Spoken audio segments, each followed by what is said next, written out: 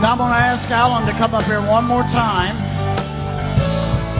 Alan is an ambassador out of this ministry. He's really concentrated big time in Asia and Africa, South Africa particularly, but in China and in Malaysia right now. We're sending him to China and Malaysia, but he just got back and he's got something to present to us. Now let's hear this. This is very important. Malaysia is a country that God has assigned to break things through for the earth in a way they haven't been broken through before. I don't know why he chose Malaysia for this, but he did, and he has.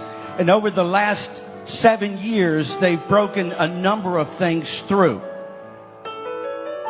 One of the things that they broke through was their governmental system, which last year completely fell in a moment, and no one in the country ever imagined it.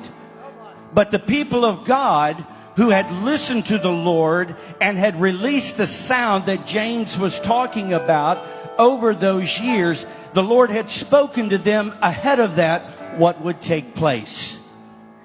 And that government came down. Now, since that time, no new government has truly been established, though there is a government that's made up of very few fragments from the old. And the Lord said this year to them, He said, this is the year to see my government established in Malaysia. Now, this is not a government of elected officials. This is a government of God Himself as the king of a land and of a people. All He needs is a people through whom He can decree and rule and see things done. That's what's happening in Malaysia. The Lord said, if they don't see that happen this year, this kind of breakthrough, then by May next year, the old system will return 7 times worse than it was before.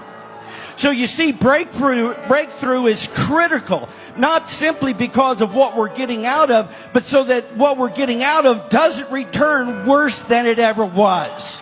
This is about coming into something we don't know about.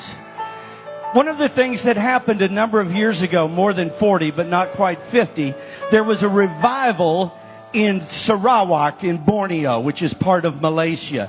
It was called the Barrio Revival, and it was among the Kelabit